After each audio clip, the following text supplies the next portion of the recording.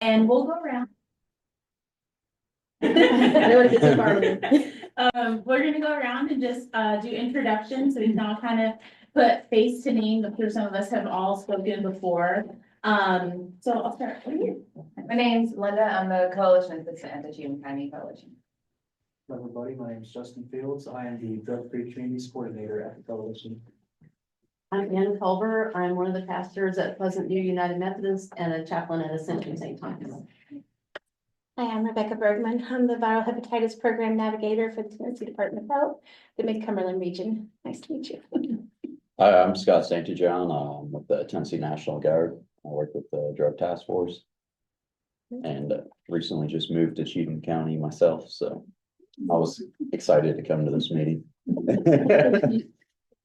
Alyssa McGirt. I'm the program manager for the Cheatham County Coalition. I'm Kennedy Day. I'm the Drug and Endangered Children Coordinator for the Coalition. I'm Marcia Borgeson, and I just live right down the street. And I've been raised in Nashville, but we moved here about 20 years ago. So we're retired, but I work hard. I work more now than I did. That's how it works. I don't know. How did I get all that done, raise kids and everything else? And I'm busy all the time, so. And my name is Carol Akers. I'm also retired a few years ago, but try to stay busy. Yeah, busy volunteering as much as I can. And the main thing I volunteer with is Mother's Kids Drunk Driving. And Jim Akers, volunteer with me.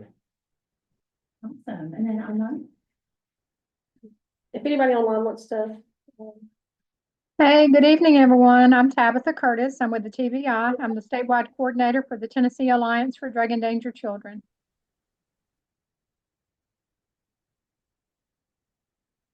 Hi, Ann Warren. I'm a program specialist for Mothers Against Drunk Driving.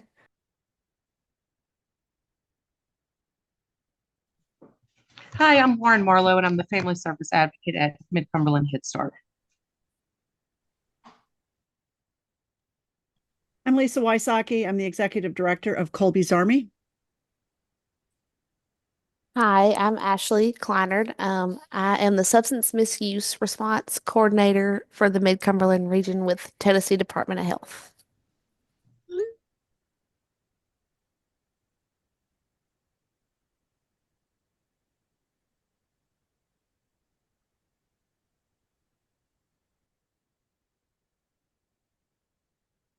Are we introducing? Is that what we're doing? Yes. My name's Maria Smith and I'm with TATIS.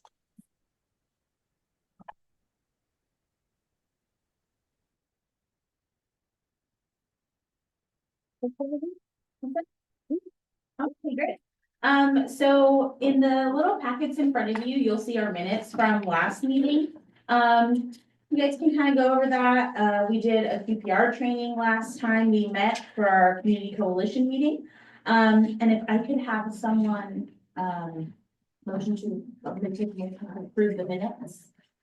Okay, Rebecca, second, and Kennedy second. Thank you so much. And I'll go ahead and introduce our speaker and let her have her time. We're so excited for you to be sharing about DEC and human trafficking and online safety. That's such an important conversation for us to have.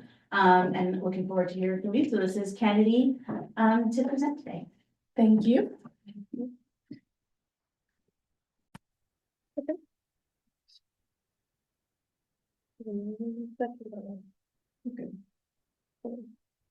Can everybody on Zoom see the presentation? Yes, yes, yes. All right, once again, hello, good evening. Happy to have you all here, whether in person or virtual. My name is Kennedy Day. I'm the Drug and Endangered Children Coordinator for the Cheatham Coalition. The Drug and Endangered Children program is through the TBI's Dangerous Drugs Task Force. And once again, the National Alliance for Drug and Endangered Children. So I work under the Tennessee Alliance for Drug and Endangered Children through the coalition. And yeah, you're gonna hear about what that is exactly. And then also how that relates to human trafficking or youth exploitation, online safety, all of that kind of stuff. January 11th was Human Trafficking Awareness. So we really want to take time to address it, talk about it, and have that conversation. One ask, if you'll please sign in, if you'll scan with a QR code. If you're unable to, do not worry about it. It's okay, I'll count you later. But for those who have their phone handy, if you'll scan this QR code for me and just enter in my name, once again, it's Kennedy Day. It'll have you search through some names and pick mine, and then we can move on.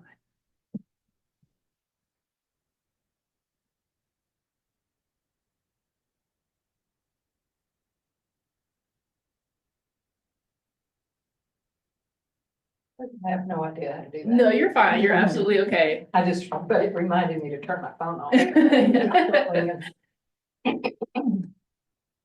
You forgive me, I just realized my phone's in the car. Oh, no, you're okay. Are you going to get it? Yeah. Oh, okay, well, okay, yeah. I'll be real fast. But don't worry about it. All right, so DEC mission. So the National Alliance for Drug Endangered Children, they teach early identification, response, and appropriate intervention services for children and families affected by parental or caregiver substance misuse. We equip comprehensive multidisciplinary alliances, communities, organizations, and individuals with access to our National Resource Center trainings and technical assistance.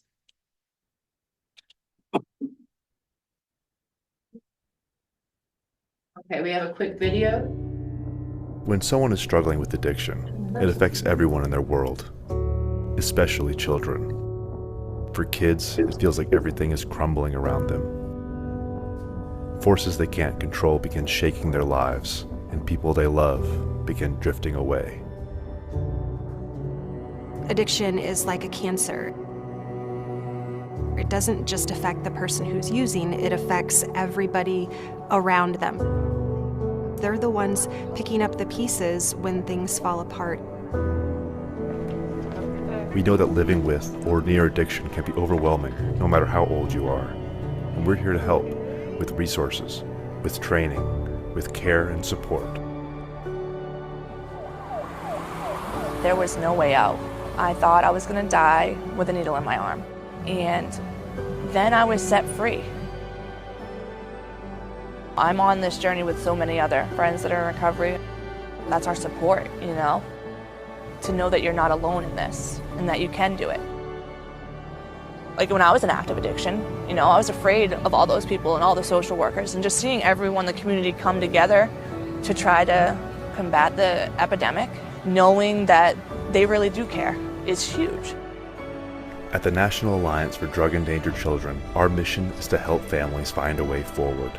No matter how deep the substance misuse has taken hold, there are strong pathways to recovery and caring professionals available to help. In the drug war, the kids are oftentimes the collateral damage. They're the forgotten ones, the first impacted and the last ones helped.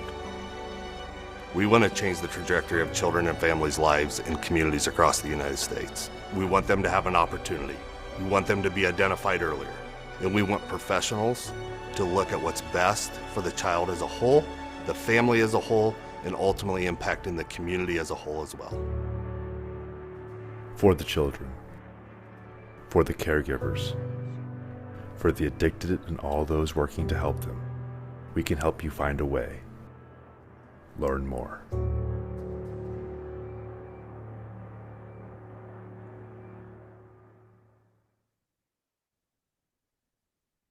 Right, so defining drug endangered children. The National Alliance for Drug Endangered Children defines drug endangered children as children who are at risk of suffering physical or emotional harm as a result of legal and or illegal drug use, possession, manufacturing, cultivation, or distribution. They may also be children whose caretakers' legal and or illegal substance misuse interferes with the caretaker's ability to parent or provide a safe and nurturing environment. So with this, do want to emphasize, many times we think of the more severe cases like the illicit drug use, but that also means things are illegal, like prescription medications that might be misused, or alcohol. Many times we overlook alcohol as a substance because, you know, it's so widely used, it's everywhere, but that does count. So just looking at it in that regard, but also while National Alliance and Tennessee Alliance do define drug endangered children in this manner, we also describe them as children in any aspect. We know that children, when they go to school, they're on the bus, they're in their peer groups, they're hanging with friends, they're exposed to so many things. And that's not even including social media. So when we think of mental health, when we think of vulnerabilities that kids can have that make them susceptible to maybe experimenting or using substances, we want to acknowledge that as well, and recognize that that also makes a child drug endangered. We have a very bold statement that we say in the program, and that's all children are drug endangered. And not in the sense that everyone experiences familial substance use in the home or everyone's partaking in drugs, but saying that, you know, there's vulnerabilities for our children when we don't have those social supports for them, when we are not educating them or giving them skills to be resilient, and not rely on substances or bad choices or unhealthy choices. So it's very broad. I know drug endangered coordinator and drug endangered children sounds very absolute, but it's way more broad. So hopefully I will explain that very well as we continue on to this. So our vision is 100% healthy, safe children, families, and communities free from the negative impact of substance misuse and drug activity. So you might say 100% is a lot, but who are we to say how many people are able to receive help that we're wanting to give or will seek it? It's kind of deterring when you say only so much realistically, like 50 or however much might come to your head, but we want that, you know, to be a possibility for everyone that we encounter. So children whose parents misuse alcohol or drugs are 3 times more likely to be verbally, physically, or sexually abused, and 4 times more likely than other children to be neglected. So children of parents with substance use disorders have a higher likelihood of developing substance use problems themselves. So we're seeing that generational cycle. And even if it's not always, once again, substance misuse, there's a lot of things that we can think of that maybe, you know, impacted us as children or we've experienced as children or even as adults that we know children nowadays go through. They experience. So when we have these generational cycles and they've never been taught the tools on how to, you know, get out of a cycle, or they don't know what that looks like exactly, that's where these social supports, that's where people like us, we come in and we try to be that support for them. We give them the tools that they need to break out of that. But once again, just keeping an open mind that it's not just children who may have seen it at home, it's really all children. So children plus drugs equal risk. So of course, the type of drug or what exactly the scenario is varies the risk, but in any case, there's a risk. So risk being the chance of something going wrong, the danger that injury, damage, or loss will occur. And then once again, all drug endangered children are at risk. How much risk and risk for what varies. And that's why it's so important for us to have those social supports. So we'll go over that some. Long-term effects for children who have grown up in drug environments. They can experience emotional problems, anxiety, PTSD, complex emotions. They can experience behavioral problems. They can sexually act out or act out what they've seen. And cognitive problems. They might have an inability to pick up on social cues, have difficulty paying attention, or might be delayed. So the importance of intervention is that we all have, you know, the opportunity to play an intervention and preventative role. So many times, you know, intervention, something's already happened, so we're trying to do something to counteract that. But in prevention, we're hoping to keep it from happening. And so that's what our role is here. So what we can do is be that social support, be that safe person, whatever that may look like. But we all have an opportunity and a responsibility to the children of our community. So with that comes collaboration. Collaboration being the exchange of information, altering of activities, sharing of resources, and enhancement of the capacity of another for the mutual benefit of all to achieve a common purpose. So all of you around the table can, you know, you introduced yourselves actually. So you said your background and they're all different from each other, right? But even in our own regards, even in our own professions or agencies or our own, you know, personal reason why we're here tonight, that can all be a mutual benefit for the same common purpose. So even if you're like, never have heard of drug endangered children until today, you still can collaborate. You can still be a part of this common issue in your own way, however that relates to you. So with that, we know we have these different silos, and that's kind of what I was getting at. So we work with law enforcement, child welfare, judicial, medical, drug treatment, education. We work with them already. We do that. And we all work in our respective fields, but we all know we serve the same population. So the same kids that education might see in their schools, law enforcement could see if they're coming to their home because of a call they received, or medical could see them because they're there for a medical crisis. Whatever that may look like, we serve a lot of the same population. So if we do that and we communicate and work together, we can achieve even more work and accomplishments. So that's us working together. And with that, I want to note, when we work together, we also keep those gaps closed. When we work in our own fields, especially when we're serving the same populations but in different capacities, we tend to let families and children and people we're trying to help fall through the gaps at times, not because we want them to, but because when we're not communicating and working together, even though our jobs and our contributions may differ, we kind of allow them to fall through those gaps because of our miscommunications, or maybe the bigger picture doesn't allow for them to be caught. But when we work together, we close those gaps and we can make sure they receive the help and support that they're looking for and that they need. So changing the status quo. Never doubt that a small group of thoughtful, committed citizens can change the world. Indeed, it's the only thing that ever has. Margaret Mead. So with that sentiment and the quick crash course I gave you on drug endangered children, sorry about that, we're going to go into human trafficking awareness, because once again, we all have a hand in keeping children safe. So human trafficking, a crime involving the exploitation of someone for the purpose of compelled labor or commercial sex act through the use of force, fraud, or coercion. A person younger than age 18 is induced to perform a commercial sex act. It is a crime regardless whether there's any force, fraud, or coercion, because they are under 18, they legally can't give consent. So I know many people hear human trafficking and many thoughts go through their head of what that may be if they're not sure. Many people think of the movie Taken, and that's not realistic. But human trafficking envelops many different facets underneath it, and anyone can be vulnerable to this. And I use the word vulnerable because that's all it takes. All it takes is for you to be vulnerable one time, and for someone who's looking for that vulnerability to prey on it and use it to their benefit, and you're hurt. So we want everyone to be, knowledgeable on this, to share it with their loved ones, to know it for yourself, to share it with children in their life, all of that.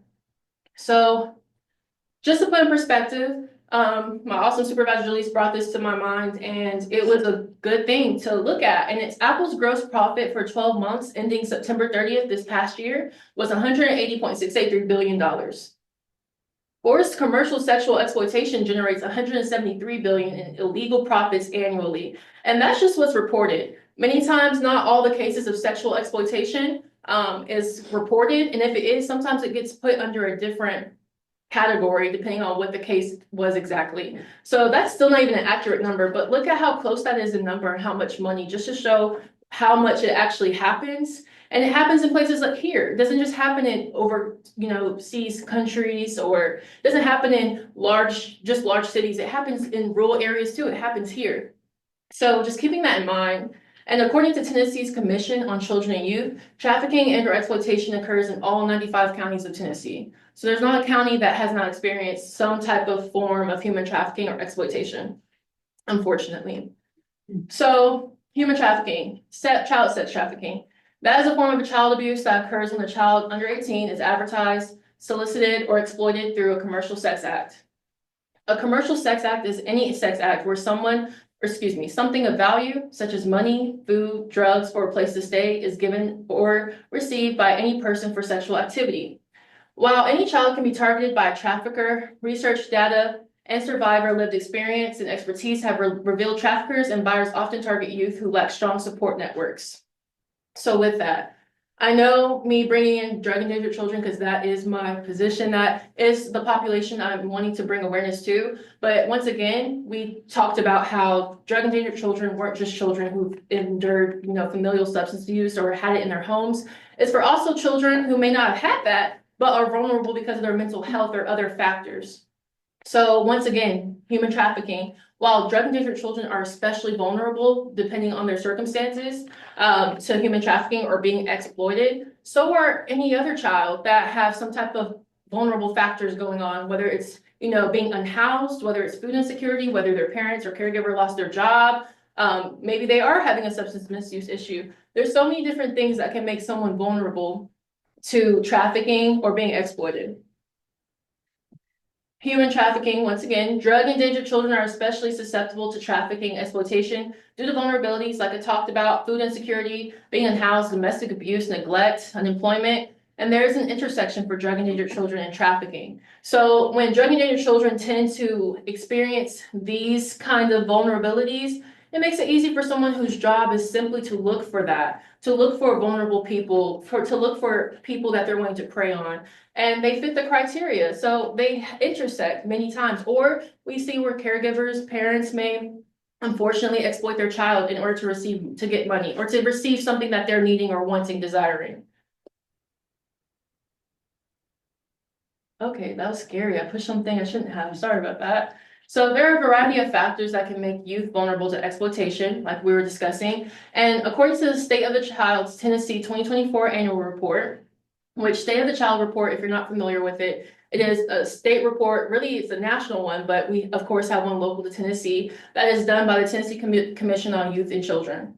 And they go through all the many statistics from housing to economy to food insecurity to students to school education, everything that you can think of.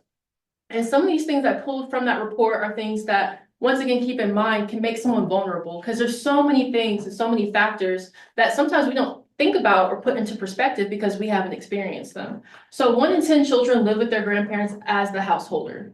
So I'm not saying it's terrible to live with grandparents, but when we think about what that means and what that can look like, so grandparents being a different generation compared to their grandchildren, not always being up on trends or not knowing what, culture for young people may look like. Having that disconnect can be pretty difficult. So that leads into those social supports. So a grandchild could maybe lack some social support or connection or someone who they feel could understand if they're going through something. So looking at it in that aspect, that's something that can make a child vulnerable. More than 1 in 3 Tennessee children aged 12 through 17 were bullied, picked on, or excluded in the last year. So I'm sure you all can think of how being bullied can make you vulnerable. So this is leading into some of the things that we see that are not just necessarily being trafficked, but being exploited online. So when kids or even adults, they're vulnerable and they meet people online and they become trusting and they give them information, or they start maybe showing images of themselves or having a relationship with someone who's not really who they say they are. That's when we can see those kind of situations occur of being exploited, whether you're under the age, sending illicit images, or you're someone who thinks that this person on the other side of the screen cares about you, but you really don't know who they are. So you've exchanged some materials with them and now you're put in a predicament. So just thinking of when, a child is looking for a sense of community or purpose or someone and other people who care about them, someone to call friend, that can make them vulnerable to being exploited online, or to even being trafficked or just being preyed upon because of their vulnerability. In 2023, there were 1,001 children experiencing homelessness across the state of Tennessee, 629 young adults aged 18 to 24. 629 were experiencing homelessness. So thinking of that vulnerability there, not having a home or not having anywhere to call home at this time and experiencing that makes them vulnerable, of course. Thinking of how there were 577 social workers in 23 to 24. Well, the Tennessee National Association of Social Work, the National Association of Social Work standards call for a ratio of at least 1 social worker for every 250 students. We had basically 1 social worker to every 1,613 students. So thinking of, okay, if someone needed help, a student needed help, and say they didn't have a strong connection with their parent/caregiver, or they didn't have any trusted adults in their circle, or they didn't really have any friends at school either, and maybe they thought about trying to receive help from the social worker in their community or their counselor. But with that ratio of, kids and people to look after to that 1 person, it's guaranteed that some kids may fall through the gaps, unfortunately. So just thinking about those different vulnerabilities. So this was something from the state report as well. This is a large gap. It was from 2014 through 2023, just watching the trends. And so here we see that 2021 and over, we're kind of up, we spiked. So there have been 475 reported child victims of involuntary servitude or commercial sex acts in Tennessee, and 198 adult victims. And that was from between 2014 to 2023. So a little under a decade, slightly under a decade. But I don't want you to think, oh, well, that's not that much for it to have been 10 years and that's the only reported cases. I want you to emphasize reported. Many cases go unreported, or once again, they can be categorized as something else. If there were other things in play or act for the scenario and maybe categorized as something else, but Not everything gets reported, unfortunately, so I don't want you to focus on that. Seems like a low number for it to be like 10 years. That's just what has been reported. So there have been 463 child victims of commercial sex acts over the last 10 years. I'll skip through some of these, but in 2023, more than 1 in 3 victims of commercial sex acts in Tennessee were 16 years old. So it's definitely happening here. Keep pushing that button. So referencing once again the idea that all children are drug endangered concept, children who have access and actively use social media are vulnerable, are vulnerable to online exploitation. Trafficking and or exploitation can occur without a youth having to leave their home, even their bedroom. So thinking about those apps, social media, things that are on their phone, whatever that may look like. So they can, or there's been cases and scenarios where a minor has maybe taken an illicit picture of himself, sent it to maybe another minor, but that's still illegal because they're both minors and that's the exchange of illicit child images. So we don't want them to do that because they can still be in trouble. Or maybe a minor is doing that, but with someone who's an adult, and they're doing that because maybe they want a vape or they want alcohol, or they're doing it to receive something in return. That's still being exploited, even though the child consented, they did it. It was their choice. They're still minors, so they can't give consent, so they couldn't have done it legally. And that still puts them in a predicament of being exploited. Their images may be being leaked, or the person threatening to leak them. All the different scenarios that come with that. Mental health support, safety tips, and agreed upon rules can help keep children safe when we think of their access to social media and the internet, and how vast it is and how it's a big part of, youth culture. So getting into that, what I was describing was sextortion. That is a form of child sexual exploitation where children are threatened or blackmailed, most often with the possibility of sharing with the public a nude or sexual image of them by a person who demands additional sexual content, sexual activity, or money from the child.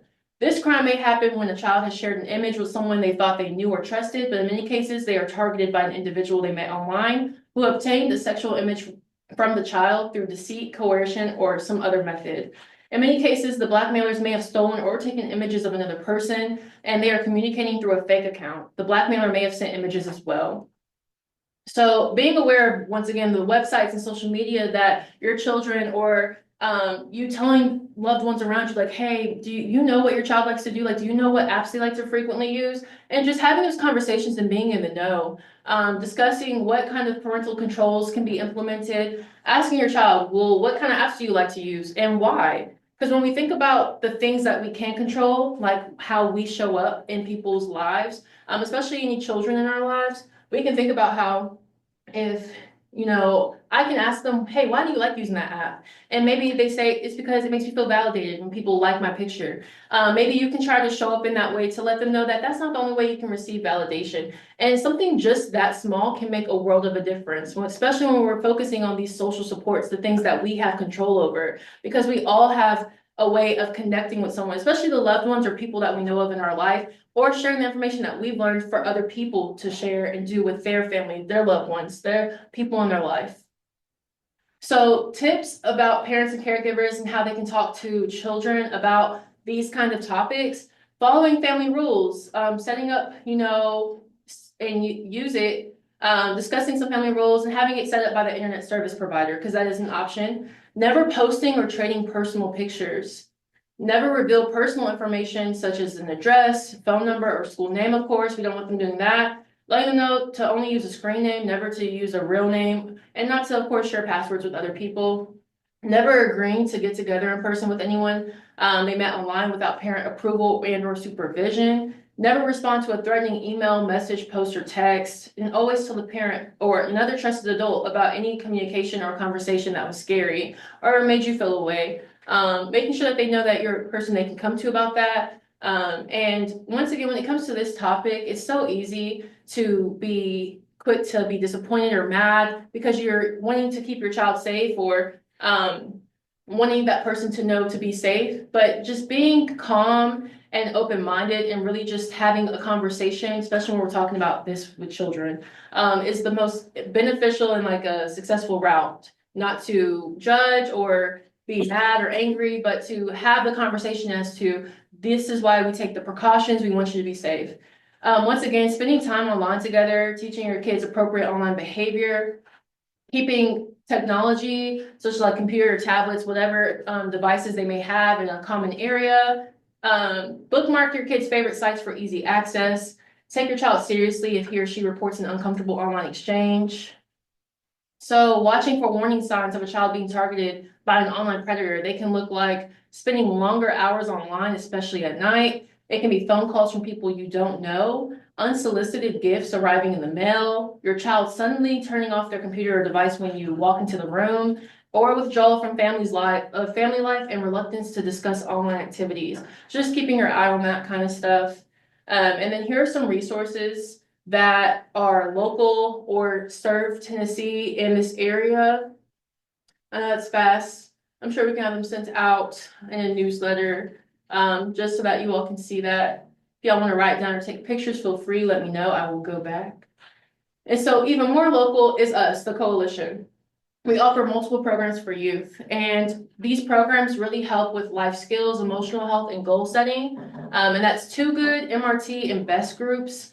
Too Good is an interactive curriculum based in a group setting that allows youth to discuss and learn life skills, emotional health, and goal setting. Like I said, this MRT program is a curriculum that focuses on helping youth discuss their past experiences with other peers, and it takes a closer look at decision-making skills, accountability, healthy coping, and life skills. And then BEST groups. This is a grief support group. It is intended to allow for peer sharing, lessons focused on emotions that stem from grief and healthy coping skills. And these programs, once again, it's just that extra support. We can't expect teachers and educational staff to do it all by themselves because they can't. Just the community by themselves, they can't. These other agencies, including us as the coalition, we can't do it all by ourselves. But when we work together and we share the information and the knowledge that we have when doing our own roles, it can really make a difference. And that's what we try to do with the youth, is to help instill those resilient skills, to instill knowledge and have time to discuss and to become safe people that they trust in their lives, just to help, fill the gap. Because when there's gaps, we really want to try to fill it and provide the support and provide that help. And so for parents, we have Operation Parent, and this is a program to provide a guide to parents and caregivers, and it gives them real-world information, connection, and hope. And there are various age groups and a Christian edition of this as well. And this can be done in the comfort of your home, your social groups, families. We can host it. I said it's kind of like takeout. I don't know about y'all, but when I get my takeout, I love when they give me everything I need. They give me my napkins and my forks, so I don't have to have any dishes. And they make sure I'm good to go. And that's what we could do. We could give you all the materials you need to make sure that you're good to go, and you can facilitate it on your own with your loved ones, your family, or give it to families that you know could benefit from it. We can do that. Or it can be restaurant style. You let us facilitate, so we take care of everything. But very important to let people know what supports that we offer here, not just for children, but also for the parents, for families as a whole. And so we still need your help. We want to hear your voice and thoughts, such as what kind of programs or support would you or your families you know of benefit from? What subcommittees would you be a part of? Any interest in a coalition PTA? From your experience and view in the community, what needs do you see? What is your passion, interest, or desire for your community? Here at Coalition, there's always room. And so with that, the Coalition and other supporting agencies, we can't do it alone. Parents, teachers, and other trusted adults can't do it alone. However, if we work together to fill the gaps we see, there can be a safer, brighter future for the children. But I'm gonna sit on this for a second because I really do want to hear if there's any thoughts on things that you would like to see more of with the coalition, or groups and committees that you would like to be a part of, because there's plenty of opportunity and space for it. So if anyone had anything they want to throw out there, I'd love to hear it. I just want to make some space for that. Don't y'all go out once now. Well, just really quick, I love that you brought up like a subcommittee. So I don't know how many of you know, we do Red Sand Day in July. And sometimes people, I think, kind of confused because we have human trafficking conversation in January and then also in July. January is kind of just the one national day, and it's to help schools get involved in awareness campaigns, and we tell them to wear blue. But Red Sand Day is kind of a week-long thing to really focus on those who have fallen through the cracks. So we provide a lot of trainings throughout the week, a lot of art exhibits and displays and different ways to bring awareness.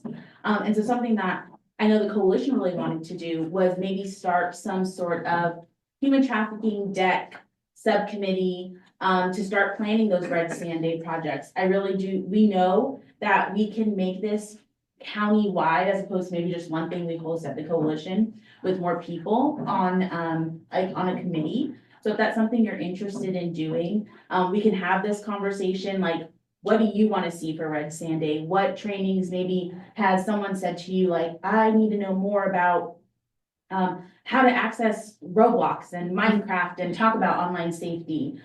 Is that someone maybe we can bring to the table? So just kind of throwing that out there that the opportunity is available and we want to start something like that. We want to start it early, so we're ready for July.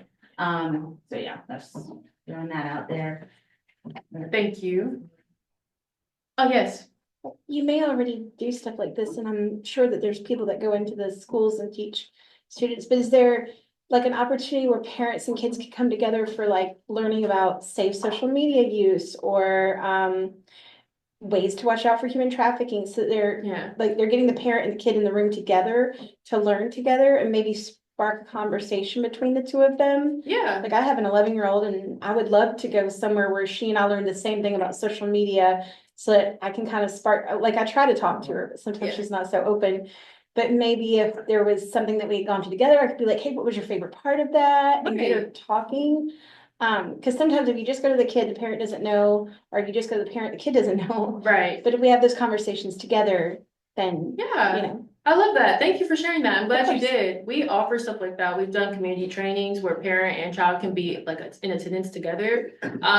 Just the only barrier that we've seen in that is sometimes, of course, just being able to get them all there together. Right. You know, sometimes parents want to drop off the child, or, you know, if it's just for parents that may like have the idea of, oh, I don't want my child hearing this. And so that's why we love a subcommittee, so that we can brainstorm and then come up with more of these great ideas, because I love that. And I think that that would help with the conversation barrier, because we hear from parents, I don't know how to have that conversation, or I feel like I'll say the wrong thing. So I think that you made a great point in saying how if they're together, they can talk about it and have that starting point. So I think that would be very beneficial. Well, maybe So- they could even play games together during Yeah. the evening. Just to, again, get them just kind of interacting with each other. 'Cause Absolutely. especially as they get older, they're just like, leave me alone. We got our first member of the subcommittee, y'all.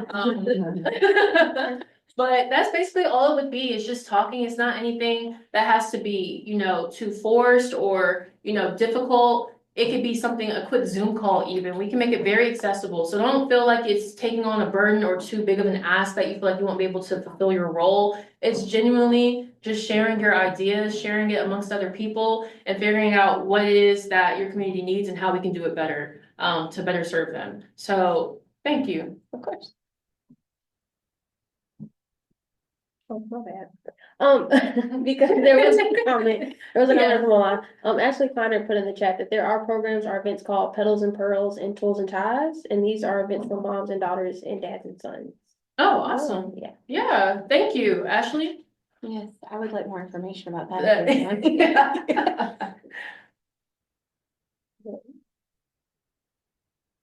How do y'all do that? But thank you. That's all I have. That is the presentation. If there are any questions, any comments, feel free. I will pass it back to Jaleesa. Thank you, Kennedy, for sharing. I feel like there was some eye-opening stats in there that didn't, you know, realize. And it's really great that we have organizations like the Commission for Youth and Children who are putting together data from across the state, and that's available. If you want a copy of that, we can get that to you. If you want to kind of know more on what she was mentioning on how families, what their economic situation looks like. I'm gonna go into just some coalition updates, and then I'd love to open up the floor for you guys if you have any events coming up or anything like that to announce it. But as far as the coalition, kind of tying in human trafficking, we usually do lunch pop-ups. So we work with the schools to kind of go to the cafeteria during lunchtime, and we set up a resource table, and we'll play a fun game, and we'll give them candy and little like squishies and all sorts of fun stuff. in order for us to have a conversation. And they love doing that. Sometimes we have to be like, go eat your lunch first and then come and talk to us. But for human trafficking, we're gonna be at Harpeth Middle School. And we're gonna play a trivia game, so we'll have true and false, age-appropriate facts on human trafficking, and they're gonna get to spin a wheel, and we'll give them a prize and resources, bracelets, things like that. So it's really fun to kind of be able to have those conversations with them and have the full support of the school when we do so. So we'll be doing that. And then also February is Teen Dating Violence Awareness Month. And sometimes that's like a really strong, like, whoa, teen dating violence. But I kind of wanted to share some data on that. According to the same report that the Commission for Youth and Children put together, nearly 1 in 11 female and 1 in 14 male high school students in the state of Tennessee reported experiencing physical dating violence in the past year. Additionally, more than 1 in 6 Tennessee high school girls experience physical dating violence. That's double the national average. So just thinking about these numbers, it's a reminder of how important it actually is for us to educate and support our youth. It is a conversation we need to have because the data is there. It's showing that, hey, they are experiencing this. So how can we teach them red flags in a relationship, green flags in a relationship, even if it's not a romantic relationship, a friendship or something that they're going through in their life. So with that in mind, the coalition is going to be hosting those lunch pop-ups at the middle school called Circle of Support. And they'll be able to, because one of the conversations we want to have is support them identifying a safe and trusted adult in their life, someone that they can go to and be like, hey, I'm uncomfortable in this situation. Can you help me? So they're not keeping it to themselves, and they're not also looking to peers that maybe might be in the same situation. So we're going to encourage them to write the title, to identify a safe person in their life and post it on a poster board. And we're going to give them little Valentines that have resource hotlines, because it's going to be around Valentine's Day, and healthy coping skill cards that are going to build self-esteem as well. So that's something that we're going to be doing at middle school. And at the high schools, we're going to be doing a red flag, green flag activity. So they'll come up to the lunch table and we give them red and green cards, and they're going to identify what's a green flag in a relationship. So something healthy, something good, something safe, and then red flags as well. So it kind of puts words to actions, and it helps them identify and say, oh, that happened to me. Someone did text me, where are you at? When it really wasn't any of their business. So something like kind of identifying those, and they'll also get Valentine's as well. And then for drug and danger children, we have a mascot called Lambie, and he's a little bunny, and he's going to help us give out those Valentines. And he kind of just talks about he encouraged safe, healthy decisions. And it's just a really kind of fun way to get the kids engaged, because no matter how much they try to act cool, they all love cute little Stephanie. And then February is also Quit Week and Heart Health Month. So Lambie is actually going to be out in the community. He's going to be popping up at local businesses throughout the day. So check our social media, and he's going to be giving out Valentines, talking about how you can healthily quit vaping or smoking and how it affects heart health. So encouraging good behavior, safe decisions, also giving out little heart-shaped suckers. So it's going to be really fun to kind of go on social media and see where Lambie's going to pop up, whether it's here at the bank during lunchtime or HG Hill and Pleasant View. So we're going to try to spread it out, so that way you have little kids, you can stop by the place of business after school. So just keep an eye out for that. And then February 20th, the coalition's working with Cheatham Middle School. They're putting together a multicultural night. So there's going to be food trucks, student presentations on different cultures, and live entertainment throughout the evening from 5:30 to 7. But the coalition's going to be hosting a resource table, and we're also going to be doing behind closed doors, which for those of you that don't know, it's just set up like a youth bedroom to kind of talk about trends in substance use and mental health. And so we always have really good talking points with parents doing that event. And also Cheatham Middle School is going to be putting on a presentation talking a little bit more about online safety. That's going to go a little bit more in depth. Some of you guys everyone should have the little bags that kind of talk about what apps you should be just aware of and how to navigate all those like gaming apps like Fortnite and stuff like that. So that presentation is going to be a little more in depth. This is open to the public. So if you're available, please bring your families, bring your kids, bring your friends. It'll be really fun to support the students and then also very educational. Sorry, I'm trying to go through this really quick, so I leave time for everybody.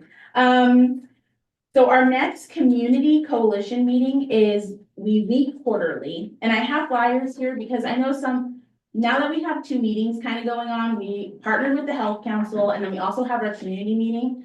Sometimes it's kind of like, there's a lot of meetings going on. I don't know which ones I should go to or which ones I shouldn't. Is this something that would benefit me? So Alyssa put together these really great flyers that kind of talks about the different topics and subjects that will be that are for both meetings.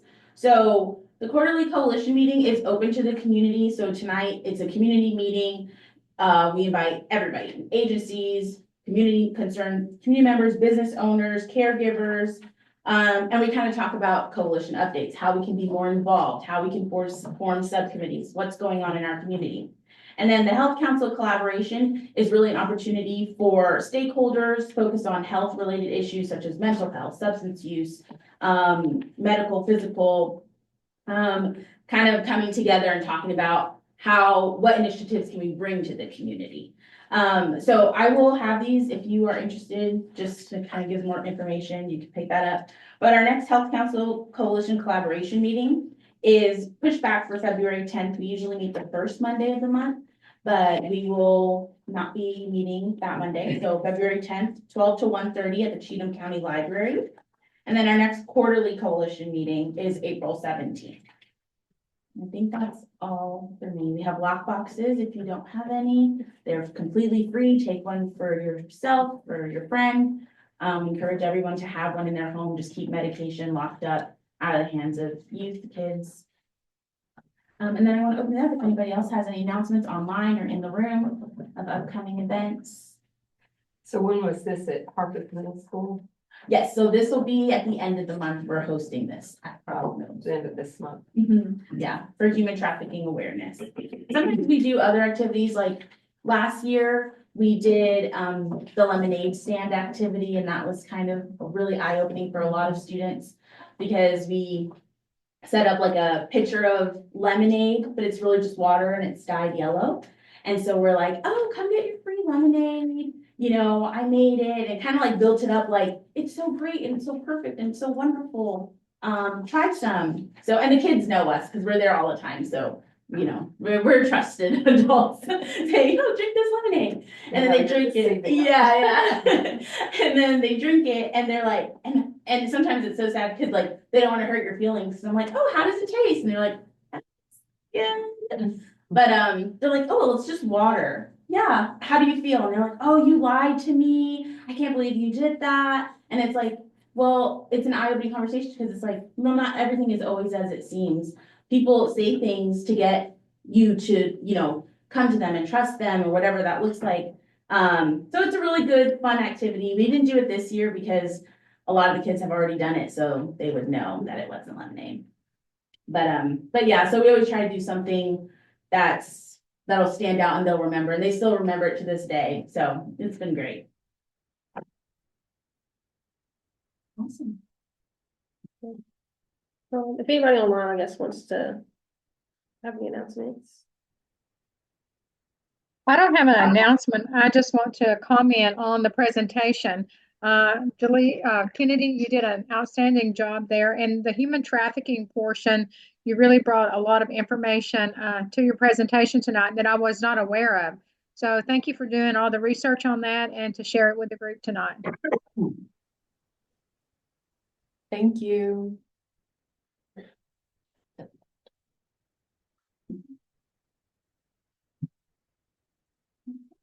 Well, I guess the only thing I have to announce, if you're in-house, we have a QR code you can scan. It's just a survey asking about how the meeting was. I think you also can give feedback on what you want to hear about. I think you want to hear about our next quarterly meeting and food and things like that. If you're online, we will send out a survey with a link as well. So also if you don't, oh yeah. So if you're in-house, there is a paper, if you print a paper, there's a paper.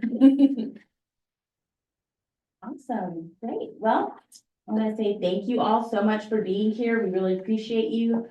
all.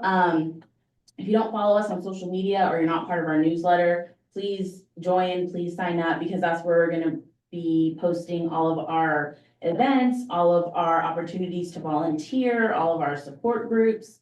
And if you are in need of any resources, please come to me and I will get them to you. I will get you whatever I possibly can on whatever you could need when it comes to prevention conversations, mental health, and just really building a safe, healthy, and drug-free community. That's what we're here for. Thank you.